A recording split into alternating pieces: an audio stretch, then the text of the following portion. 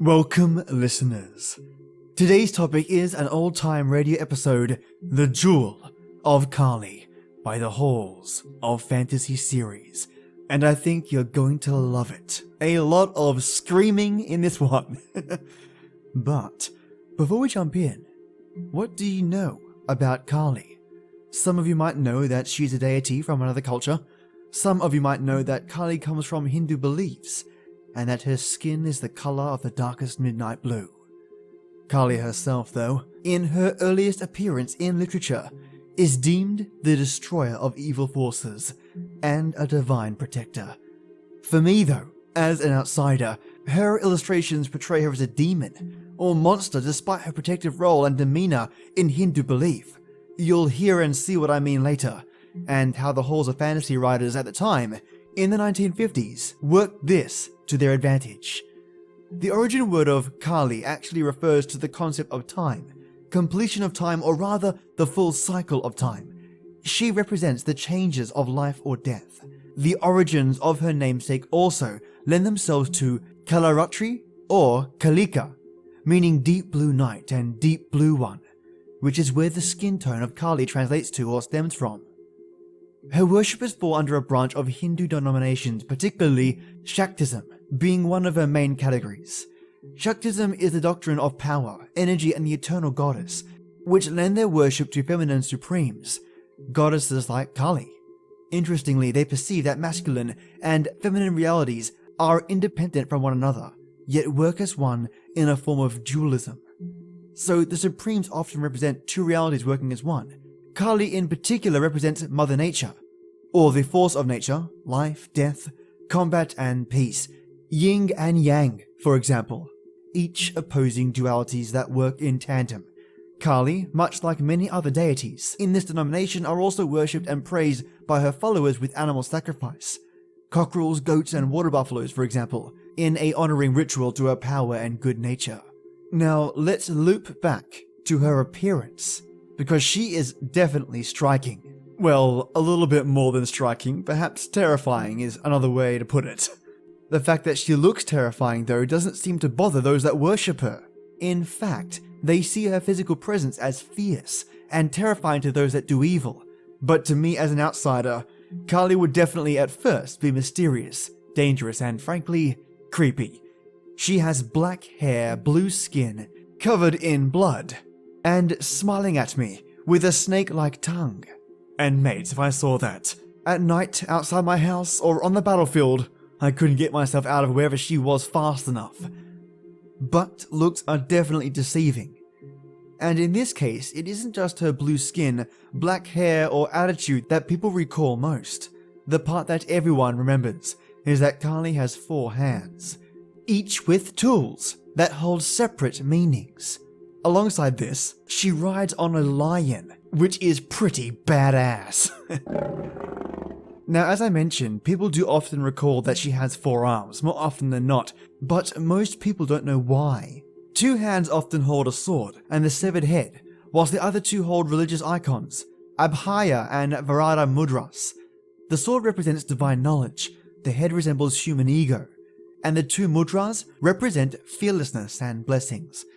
In seeing her iconography and design, in my mind I created a slight link to the weights of justice that we see in our courts. Kali, in a sense, holds the balance of nature, strength, belief, and willpower in her 4 hands. So now you know a little bit more about Kali, and our old-time radio episode today will place you in the center of it all.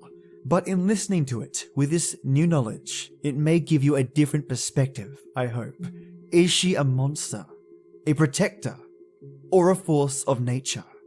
Perhaps Kali is all 3. Listeners, have a fantastic day and a lovely night. I'm gonna sign off here because there is a huge storm coming and I might not get a chance to finish recording. Sometimes in my neck of the woods, the power just gets cut out. So, take it easy, and I'll see you Wednesday for something different. And as always, till next we meet. And now, the Hall of Fantasy.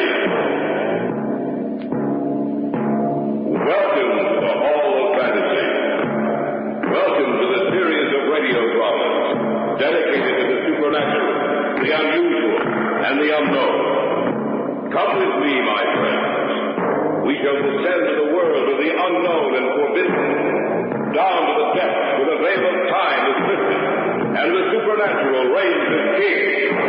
Come with me and listen to the tale of the Jewels of Kali.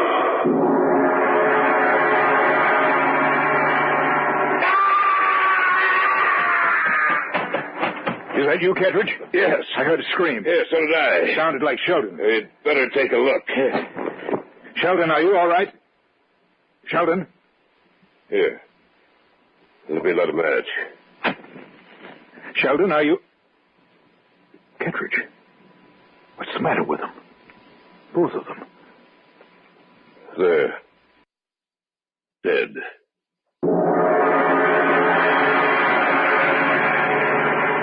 The Hall of Fantasy will present the Jewels of Kali in just a moment.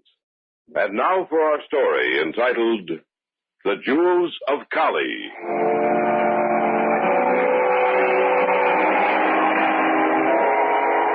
I hear and obey, Mother Kali.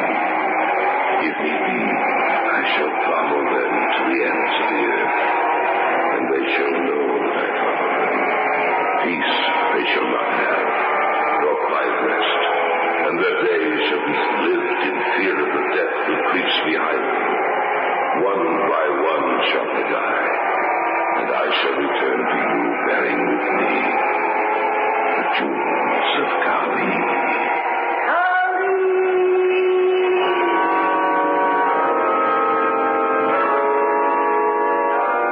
I didn't know till later why George Mayer had asked us to meet him at his cabin on the lake.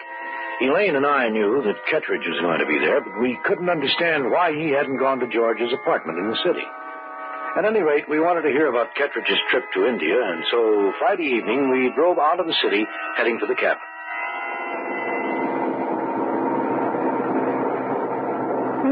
Looks like it's going to rain. Yeah, maybe the storm won't break till we get to the cabin, though. I hope not. It makes it treacherous driving on wet roads. I don't think we'll have any trouble. Do you know Kettridge, Lloyd? I met him once, it was all.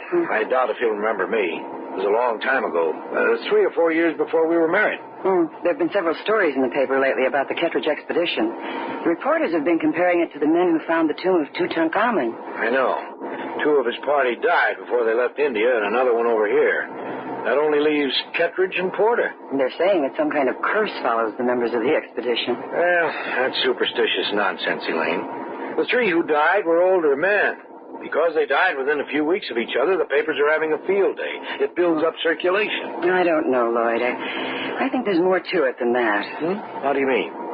I don't know. It's a feeling I have. A lot of the stories jumped from one thing to another, as if they were deliberately leaving something out, something too terrible to put down. Well, here's that storm.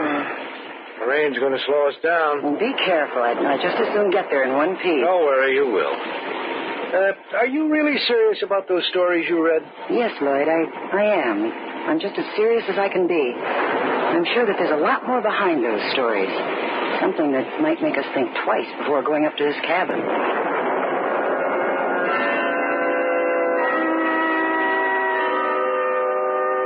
You know how it is. Every once in a while we get a warning, a premonition of things to come. That's what had happened to Elaine. She didn't know what it was, but she knew that something was wrong. What she didn't know was that we would meet death up there at the cabin. It took us an hour longer than it usually did to reach George's cabin. Do you have everything? I guess so. Well, let's go then. All right. It's going to feel mighty good to get inside. Did Kettridge drive up with George? I think he's coming up by himself. Oh, well, he's not here then. Look, there's only George's car. Yeah, he'll probably get here soon. Certainly gets cold up here at night. Oh, you must have heard us drive up. Hi, George. Hi, George. You made it all right. Yeah? Oh, why shouldn't we? Well, a storm and all. I thought maybe you wouldn't come. Come on in. Kettridge hasn't arrived yet, has he? Oh, no. Just set your things down over there. Pleasure. Maybe it's a good thing we came up here after all, George. I can get in a little fishing. Tomorrow morning, we'll go out early. Good. Now, how about a hot cup of coffee? Yeah, it sounds like a good idea. Well, just sit on down. I'll get it for you. All right. You want some, don't you, Lane? Oh, try to stop me. I wonder when Kettridge will get here. Oh, pretty soon, I imagine. Take your cups. He's a pretty worried fellow. Why? Well, you saw the papers, didn't you? Yes, we saw the stories. Well, I'll leave this here in case you want seconds. Okay. Is there anything to those stories, George? Well, Kettridge says there is. How do you mean? Well, he says he's lucky to be alive. Why? He said something about Kali's curse. Curse? That's right. He seems to think that everyone who is in the Lost Temple is going to die. But there's no hope for any of them. What was that? An animal. A dog. Or a wolf, probably. Oh. Why does he think they're going to die? Well, probably because 3 of the party already have. He and Porter are the only ones left. He seems to think there was a curse on any who defiled the Lost Temple of Kali, especially on those who took the jewels of Kali. This is the first time I've heard anything about jewels. What jewels? Well, Kettridge told me that the idol held a ruby in each of its 4 hands. His group took the jewels. And ever since, their steps have been followed by death.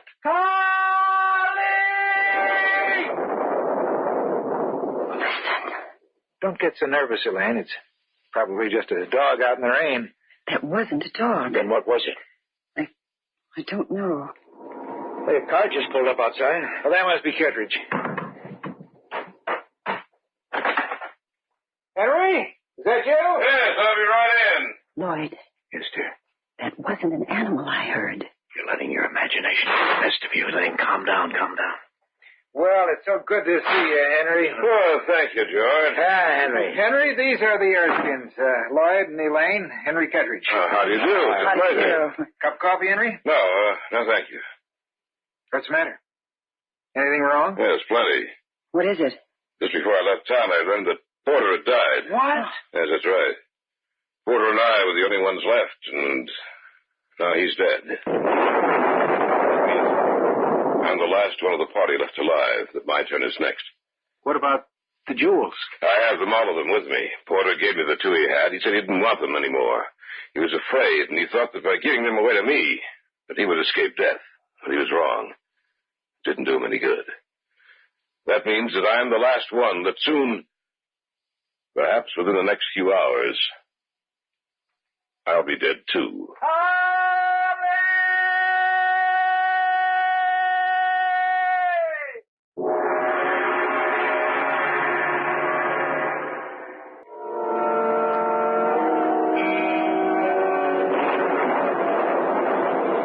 The storm seemed to be getting worse. We stood there, the 4 of us, in George Mayer's cabin. Our eyes were turned to Henry Kettridge, whose face was white and drawn with the fear he felt inside of him. That means that I'm the last one, that soon, perhaps within the next few hours, I'll be dead too. Do you really believe that, Mr. Kettridge? What else do you expect me to believe? There were 5 of us in that trip, 4 are dead. I'm the only one left alive. Why don't you tell us about it? It's not a pleasant tale, believe me. Tell us what happened. All right. We'd heard stories of a lost temple of Kali. As you know, the British government outlawed Kali worship many years ago. But we had heard of a lost temple some 15 miles northwest of the Indian city of Amritsar. We heard also that she held in each of her 4 hands jewels of tremendous wealth, each one a fortune in itself. We set out from Amritsar. None of us knew that we were walking to certain death. It is a particularly barren country, rocky and mountainous. We had a difficult time traveling. At length, however, we came across a valley hidden by the encircling mountains. I remember it was towards dusk. Porter and I saw it first. Kettridge. Look. Yes, I see it, Porter. That must be the Lost Temple. Sitting down there in the center of the valley. I imagine it is. Those stories about the priceless jewels. Do you think they're true? The stories about the lost temple were true, were they? Yes, only What was that? I don't know.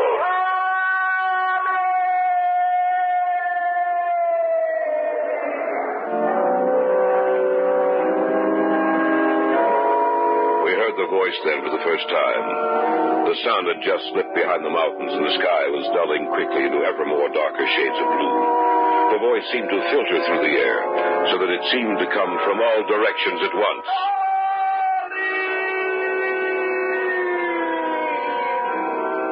We decided then to push on that night, to travel until we reached the lost temple. We reached the temple several hours later. It stood there, bathed in the shimmering light of the moon. I think that all of us at that moment sensed that there was something inside that temple, something that was alive and wasn't just a graven image in stone. Yet, we couldn't turn back. We walked inside the temple. No one was there save for the black and besmeared idol of Kali, who held out her 4 stone arms beckoning to us. We stopped before her and saw that in each of her 4 hands she held a huge, glittering ruby. We took the gems and left the temple. Later that night, we made camp.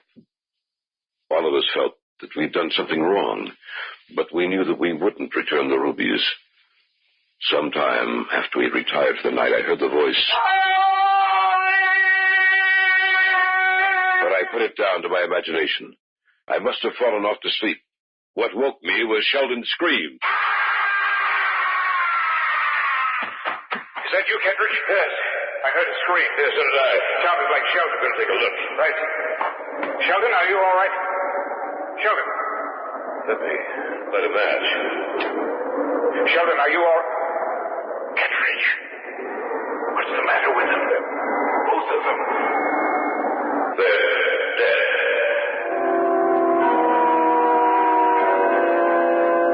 Both Sheldon and Friedman were dead. Around their throat, we saw the ugly imprint of the stranglers the Fancygar's rope. Kali, the wife of Siva, had struck back at us. Sheldon and Friedman were the first to die. Manning was next, and tonight I learned that Porter had joined them. I'm the only one left. They all died the same way? Yes, with the Fancygar's rope around their necks. Here, I'll show you the jewels. Those are the jewels of Kali. Oh, I've never seen anything so beautiful. They're so large. I'd like to examine them more closely. Don't touch them, George. To touch them means death. Who's that?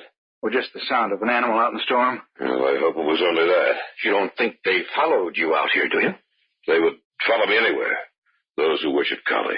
Either they would, or she would. She would? Why, you talk as if you think that stone idol of Kali were alive. Yes, I do.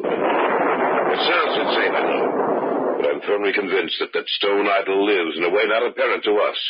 That she will demand revenge for the wrong we've done her. Well, calm down, Henry. I can't be calm with the knowledge that she demands her revenge. I can't be calm when I know that she will only be satisfied when I am dead, just like all the others. Listen. I heard that cry earlier tonight. And they followed me here. What? That's right. They followed me here. For the sound you just heard was the cry of the priest of Kali. She's out there somewhere. Somewhere in the storm. You don't mean that you believe that the idol of Kali is out there in the storm waiting for you? Either the idol itself or one of her followers. Lloyd, let's take a look outside. All right. Don't go out there. No nonsense, Henry. If anything's out there, we might as well see what it is. Be careful. Don't worry about a thing. All right. You ready? Yes. Let's go.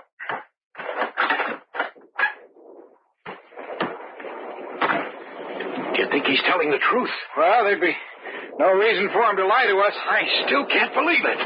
Well, we'll see if there's anybody around the cabin itself. If he's telling the truth, George, What? look, over there by the window. Oh, I don't see anything. I thought I saw someone over there. Let's take a look. All right. Now, you must have been mistaken. I don't see how. There's not even any footprints outside the window. Wait a minute. What's the matter? This. What'd you find? It's a piece of rope. Rather, a noose with a knot in it. Maybe Kettridge is right. Maybe someone is following him. What do you mean? Kettridge has described this noose to me before.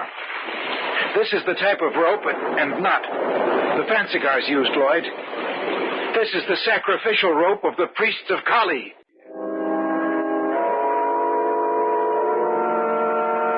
Henry Kettridge felt sure that someone was outside the cabin, hidden from us by the storm. George and I had gone outside to see if we could find anything. For a moment, I thought I saw a man standing next to the cabin by the window. When we walked over to look, we found nothing but a noose of rope. Kettridge has described this noose to me before. This is the type of rope and knot the fancy guys used, Lloyd. This is the sacrificial rope of the priests of Kali. How did it get here? I don't know. Well, there are no footprints here, except ours. I thought I saw someone standing over here. I can't be sure, but I thought I saw someone. If anyone has been over here, we'd be able to see their footprints. Then how did the rope get here? I don't know. Listen. Yes, I heard it too. There is someone out there. But where? You can't see anything because of the storm. We better get back inside. I think you're right. Let's go. Are we going to show Kettridge? Yes. I'm sorry I asked you and your wife up here, Lloyd. If I'd known anything like this was going to happen... Oh, forget it. Look. Do you see what I see? Yes. Just for a second, outlined by the lightning, it looked like the statue of a woman with 4 arms. Kali comes for you. Lloyd? Yes. I hear the sound of heavy, slow steps. Let's get inside. Right. Do you see anything? Let us inside. There. What's the matter, Lloyd? You look as if you'd seen a ghost. We found this. The strangler's rope. That's right, and And what else? we saw something else. What did you see, man? Tell me. The lightning flashed a moment, and we saw something that looked like a statue of a woman with 4 arms. She reached them out to us and said, Kali comes for you. Yes. What are we going to do? Maybe we'd better go out to the cars and get away from here. What do you say, George? I think you're right. Don't be insane. You wouldn't have a chance. They won't let us get away. If we go outside that door, we'll be walking to our deaths. What do you propose doing? Waiting here until they come for us? Yes. At least they won't be able to get us outside in the dark. I think we should take our chance and leave. So do I. And I agree with them. Waiting here only means certain death for all of us. If we make a run for it, we may get away. Let's get our things together and leave. All right. Yes. Stop. Huh? You're going to stay here with me. Henry, where'd you get that gun? I've carried it with me ever since I left India. We're not leaving. We're going to wait here. Don't be a fool, Kettridge. I'm not being a fool. I'm tired of running. This is the end of the trail for me. I'm not running anymore. And you're not going to either. Maybe we can get away, Henry. Maybe. I don't think so. Stay where you are, George. I'm warning you. Don't you think that if... The next time the bullet won't be over your head. All right, Henry. You win. Look, I don't like to do this. There's no other way. Ever since we returned to the States and split up, I've had to face this thing alone. It's only a question of time when they'll catch up with me. I can't run anymore. I can't face death alone. Maybe they won't hurt you. There's no reason why they should. After all, you didn't steal the jewels of Kali. We did. And I'm the only one of that group's left alive. They all died alone. I don't want to. I need people near me, so that when it comes, I can face my death with courage and not die like a screaming coward. All right, Henry. We give you our word. We won't run away. Thank you. Kali comes for you. It won't be long now. We have only to wait. Take a look out the window, Lloyd. See if you can see anything. Right. Do you see anything? So dark out there with the storm and all, I can't see. Wait a minute. The lightning. The thing is less than 100 feet from the cabin. What? The idol, the idol. I hear it out there. It's getting close to the cabin. You three, get over to the other side of the room. I'll stay here. But we can't. There's no time to argue. Get over there quickly. What are you going to do, Henry? I'll wait for it here. Maybe the gun will stop it. It's on the porch outside. Be quiet. It's just outside the door. Be quiet. Don't move. No matter what happens. It stopped. Just the moment it's going to hit. Kali comes for you. Look out, Henry. Stay away from me. Stay away.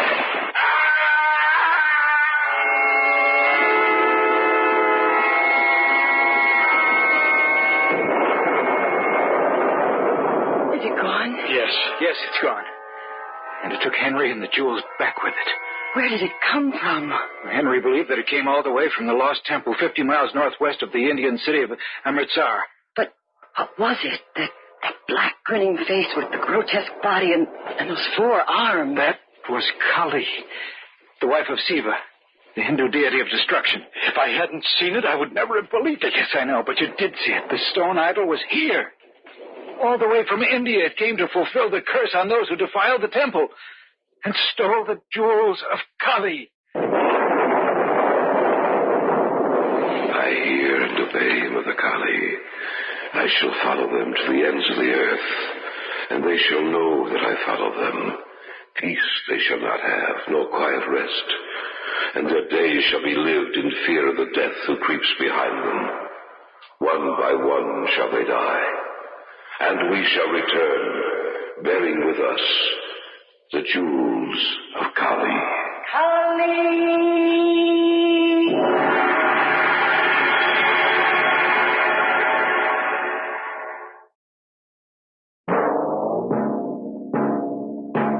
So runs tonight's tale of the unusual, the terrifying, the unknown. Join us again when next we journey down the corridors of the Hall of Fantasy to hear another strange tale of the supernatural. All characters and events portrayed in these programs are fictional, and any similarity to actual events or persons, living or dead, is purely coincidental.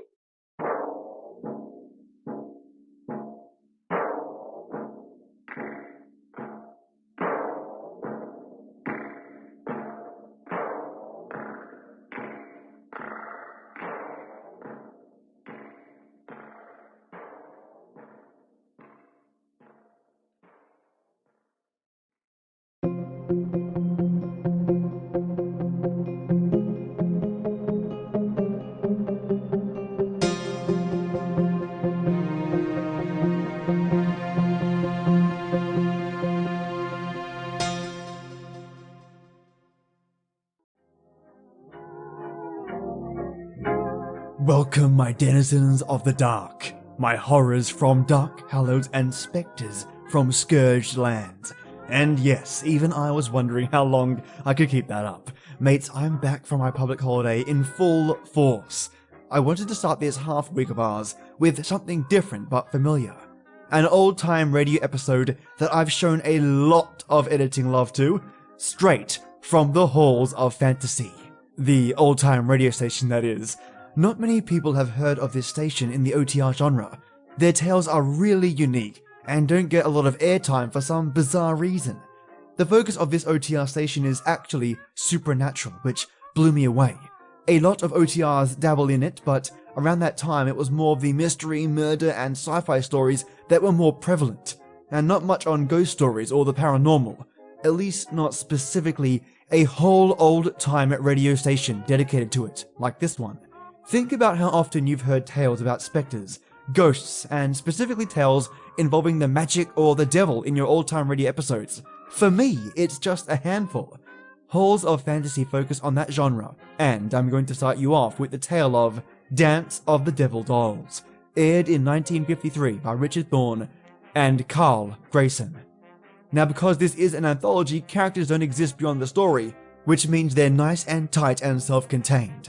But here's a snippet for the theme of this OTR genre. Between humanity and the supernatural, humanity is always the loser. The supernatural are to be respected, awesome, sometimes devastating, yet always frightening. Enjoy, listeners. You're hearing a tale from an OTR genre that many others have yet to hear. And now, the Hall of Fantasy. Welcome to the Hall of Fantasy. Welcome to the series of radio dramas dedicated to the supernatural, the unusual, and the unknown. Come with me, my friends. We shall descend to the world of the unknown and forbidden, down to the depths where the veil of time is lifted, and the supernatural reigns as king. Come with me and listen to the tale of The Dance of the Devil Dolls. Hello? Anyone out here? You don't think I don't know what to think, Chuck. We'd better take a good look around. there's something strange about this whole setup? I don't know. Emery. What? Look. It's him. Come on. No wonder he didn't answer us, Chuck. You mean? That's right. He's dead. An original tale of fantasy by Richard Thorne entitled The Dance of the Devil Dolls. Have you heard of avoutement? Literally, the word means face image.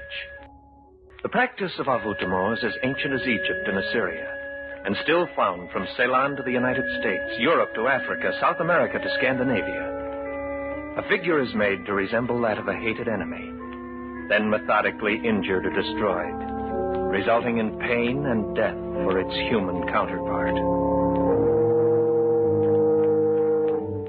Charles and I had gone up for a weekend of fishing. Saturday night at dusk, when the sky had dulled from blue to gray, and the gray was shading darker every minute, we were walking back up to the cabin. Not a bad haul, huh, Emery? For you, not for me. I'll bet you the smallest of those three bass weighs over 4 pounds. What bait were you using? A spoon. Fish just wouldn't leave it alone. Anyway, we'll have a good fish dinner tonight. And maybe tomorrow my luck will change. Well, I hope so. What time is it? About 9. We've been out 5 hours. Chuck, Yeah? there's someone coming down the trail towards us. Where? Oh, yes, I see him. Can't be going down to fish this late. Oh, can't tell. Some guys really get the bug. There's a guy I know named Lloyd Erskine who will fish off... Excuse me, gentlemen. He means us. Wonder what he wants. Excuse me, gentlemen. I lost something. I wonder if you found it. I don't know what you're looking for, mister, but we haven't found it, whatever it is. Perhaps you saw it lying on the ground. It was a doll. A doll? Yes, about 12 inches tall. It looked something like me. I'm sorry, we haven't seen it. Of course, you can always buy your daughter It doesn't belong to my daughter. Oh. Well, we haven't seen it. Are you staying at a cabin on this lake? Yes. Only until tomorrow night. It's right at the head of the trail up there. You must have passed it as you started down. If by any chance you do come across it, I'll stop in before I leave this area, if you don't mind. Oh, that's perfectly all right. Thank you, gentlemen. I must have the doll for the dance tonight, or the old woman will be angry. Well, what do you make of that? Search me. He talked so strangely. I must have the doll for the dance tonight, or the old woman will be angry. I think he's off his rocker. Well, it's not our worry, Emery. Come on, let's go.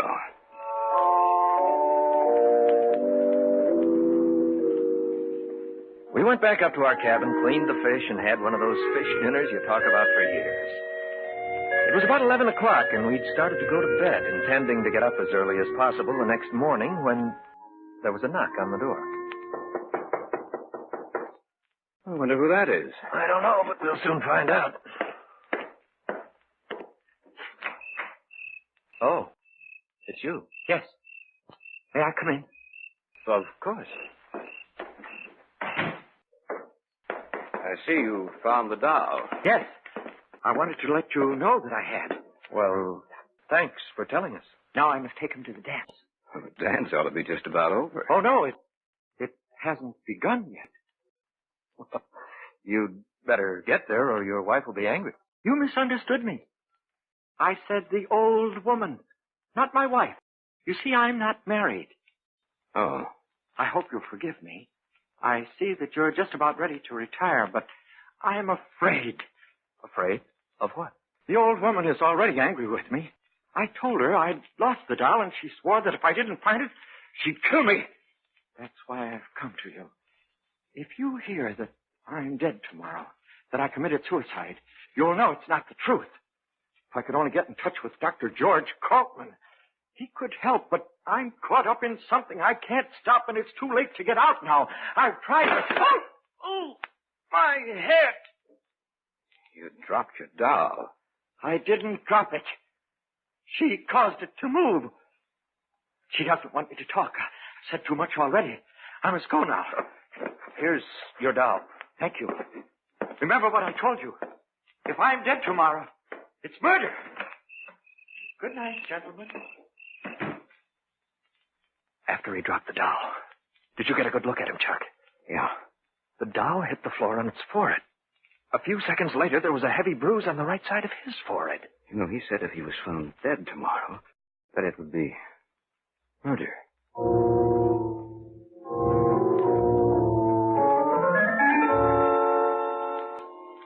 It was about 11:30 when we finally got to bed. We'd opened the windows of the cabin. The sound of the alarm clock we brought with us mingled with that of the crickets outside. The old woman said you must die. I heard something.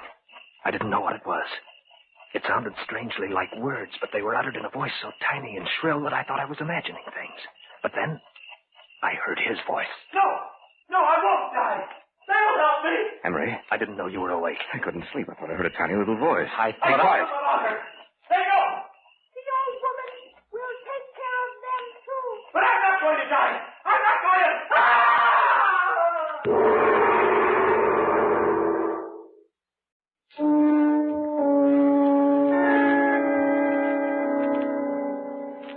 What's going on out there? We'd better take a look. A pair of pants and some shoes on. Remember what he said about dying? Yeah. You ready? Yes. All right, let's go.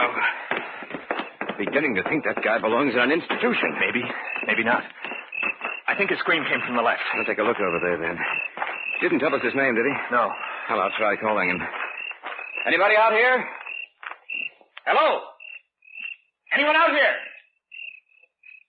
You don't think... I don't know what to think, Chuck. We'd better take a good look around. Something strange about this whole setup. I don't know it.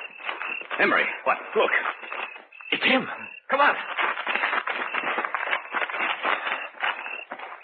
No wonder he didn't answer us, Chuck. You mean... That's right. He's dead. That little doll that looks so much like him. I don't see it anywhere around. Neither do I. You know, Chuck, it sounds crazy to say it, but that shrill, high little voice we heard... You're letting this thing run wild with your imagination, Emery. Even though it looked like him, it's just a doll, nothing else.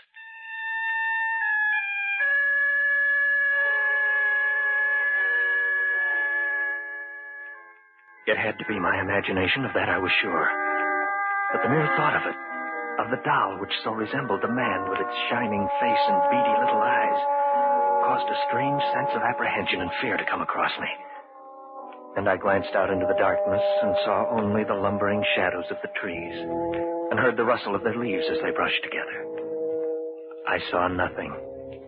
Yet I had the feeling that something with beady little eyes was watching us.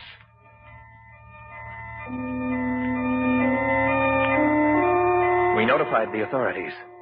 They came out, found no evidence of foul play, and diagnosed his death as being caused by heart failure.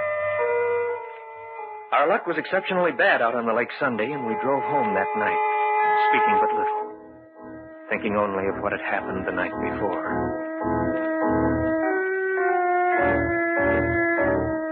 About 10 days after we returned to the city, both Charles and I were home one evening. We shared an apartment together, and that night neither of us had anything to do. We were playing gin rummy. One more hand like that and you'll be out, you lucky dog. It was pure skill, my friend, no luck involved. Cut? No, I trust you. It's a good thing Pamela stood you up tonight. She knew that you wanted a gin partner. Don't be humorous. Proposed to her yet? No, but I'm working on it. You know, you deal like a card shark. I have nothing but... Expecting anyone? No, you. Mm-mm. Well, I'll see who it is. Whoever it is, get rid of him. I got a good hand. Coming right up. Is this the residence of Mr. Emery Ryerson and Mr. Charles Hunter? Yes, it is, but... I have a package for you. Are you expecting a package, Emery? Just bills, no packages. It's for both of you. All right, I'll take it. Thank you. And good evening, sir. Oh, yes, good evening. It's an old woman. She had a package for us. Well, set it down on the table and open it, man. Don't look a gift horse in the mouth. So I'll open it. It's a wrap. Very well. Maybe it's a bottle of scotch. Who would be sending us a bottle of... Someone has a real fine sense of humor. It's like the doll that fellow had with him. It's the same doll. Notice that little nick out of its forehead? That happened when he dropped it on the floor. What are we going to do with it? I don't know. We can keep it, I suppose. Well, let's get back to the game. No, I'm not in the mood now. You know, Emery, I can't help but remember what he said. The man who died? Yes. He said I must have the doll for the dance tonight, or the old woman will be angry. Yes, that's right. What brought that back to your mind? The woman who delivered this package.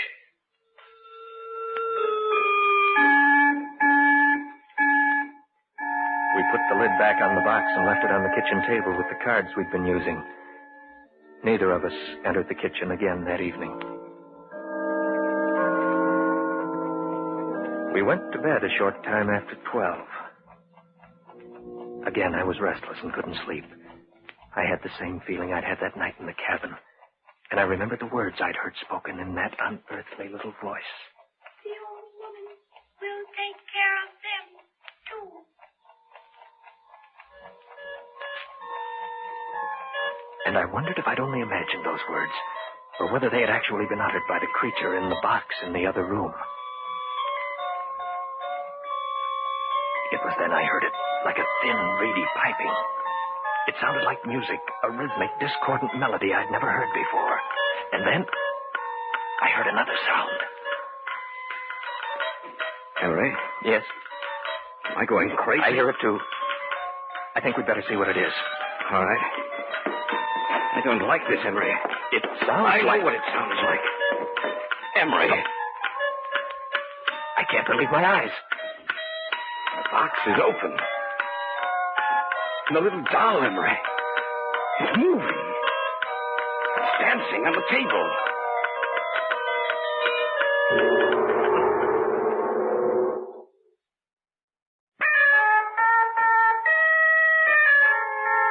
Charles and I couldn't believe our eyes, for the scene before us was as bizarre and fantastic as the wildest dream of an insane imagination. It's moving. It's dancing on the table. Yes, I see it. There's something that... I'm going to destroy that thing. Be careful. Look out, Chuck. It's running. I'm going to get it if it's the last thing I do. It's running over toward the window. It's gone. It's gone through the glass. Maybe it's down there on the sidewalk. It's possible, but that's a 2-story drop. I can't see it. No, Emery. It's gone. It turned again to the old woman.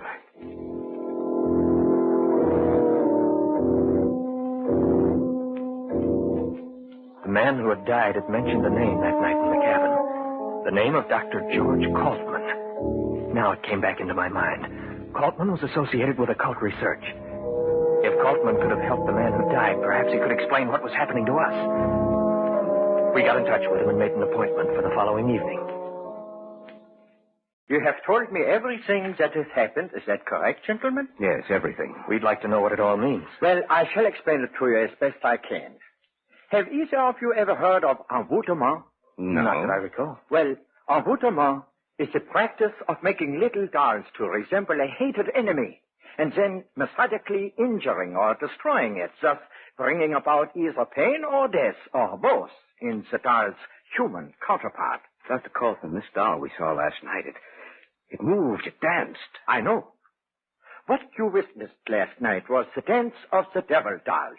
You say these dolls bring about pain or death, Dr. Kaltman. Why should we be singled out? The man who died told you about the old woman. Is that not correct? Yes. Therefore, you must be destroyed. She feels that you are dangerous to her, that you know too much. Undoubtedly, the woman you saw last night, Mr. Hunter, was the manipulator, controller of the little figures.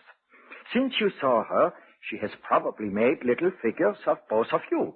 But before it will live and be subject to her will, she must have a part of you. A lock of your hair, a fingernail clipping, anything that will make yours and the doll's identities one and the same. What should we do? Go back to your apartment. I shall return with you. She will send the little doll back to your apartment tonight. I'm sure of that. We must capture the doll. for it is the only thing that will lead us to her.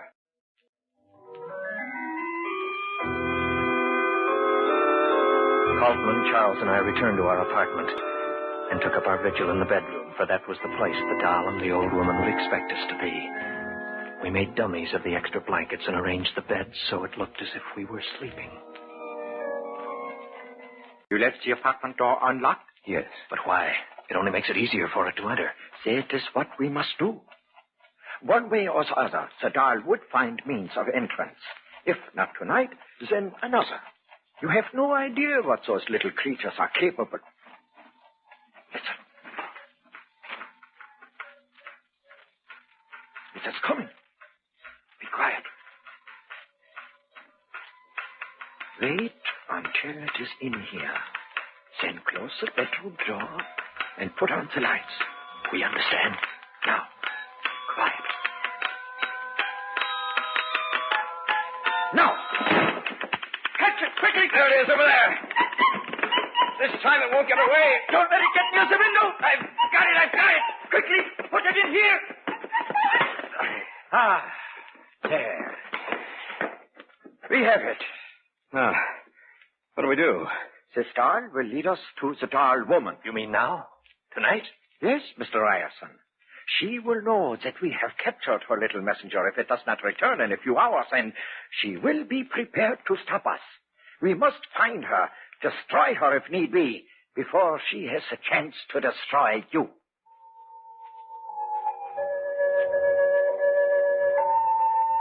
Then began one of the strangest sights I've ever seen. Kaufman took the doll out of the box in which we'd imprisoned it, tied its arms and legs while it writhed and twisted in his hand. Then he began speaking to it, softly, rhythmically, slowly putting it into a hypnotized sleep. The eyelids of the little figure finally closed, and it was in an hypnotic trance. Sleep and tell me. Now, listen to me. You must tell me where your mistress is. You must tell me where your mistress is. The house of dolls. The House of Dolls. That's a strange answer. Not so strange, my friends. I know what it means. What is it? She's a diabolical person, this doll woman. The House of Dolls is a toy shop with rare and unusual dolls. What better place to hide? No one would suspect what was behind those burning eyes of hers. I myself have purchased dolls for my little granddaughter from her. We must go there immediately. We have no time to lose.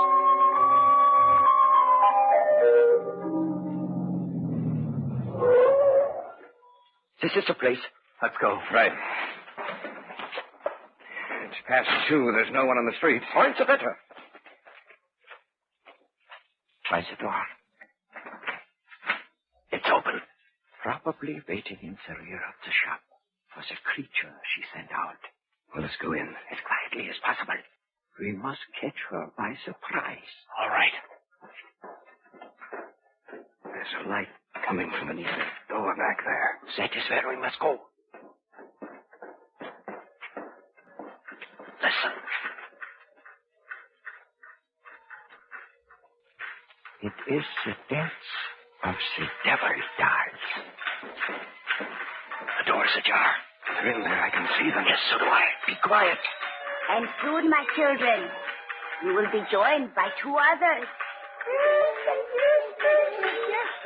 And then, no one can harm you. For when the new doll returns, he will bring with him what I need for the spell of the dancers. We must take her now. And they will join you in the dolls dance of the Satan. devil doll. Now! What are you doing here? We've come to stop you. Look out, Bolton. She has a gun. So have I.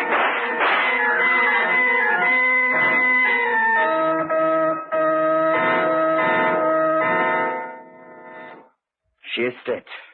She will cause no more harm. Seems strange to see those little creatures on the floor. All of them so quiet and still. And just a short while ago. They were participating in the dance of the devil doll. Yes. Do not feel pity for them, Mr. Hunter. The dolls did not really live. They were a creation of evil, sparked by the malevolence of the old woman. When she died, they died with her. Perhaps the humans they resembled will rest quietly now.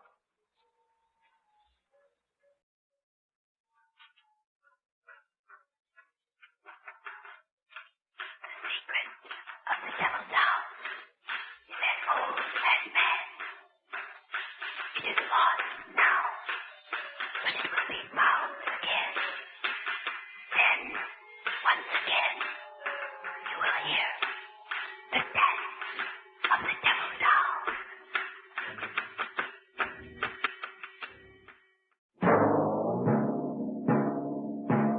So runs tonight's tale of the unusual, the terrifying, the unknown. Join us again when next we journey down the corridors of the Hall of Fantasy to hear another strange tale of the supernatural. All characters and events portrayed in these programs are fictional, and any similarity to actual events or persons, living or dead, is purely coincidental. Well, dolls are creepy, right? I used to be around dolls a lot when I was a kid, and stayed over my auntie's house where dolls were everywhere. In particular, these dolls were called look-away dolls.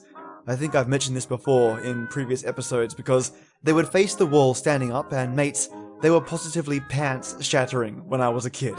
Everything was perfect staying at my auntie's place, but those dolls were burned into my mind. You see, you'd get up for a glass of water in the middle of the night, and these things would just be placed around the house, facing the wall. And of course, you'd have a light with you, or you'd turn the lights on, and your brain wouldn't necessarily recall where they were standing. So in the middle of the night, the house would have this weird asylum feel to it, where children would be staring at the walls at random places in your house. And if the adults moved them in any way during the day, your brain second guesses where they were previously. Yeah, definitely not a fond memory. These dolls, though, in this story, danced and came to life, and did the bidding of what I could only assume was a witch. Dark magic, the devil's dance. Hope you enjoyed this one from the halls of fantasy, and this Friday, I'm going to continue with my Earl Grey Enforcer SCP story, requested by Mace Joe. So stick with me then, mates, for something unique, just like you. Thank you for listening, and till next we meet.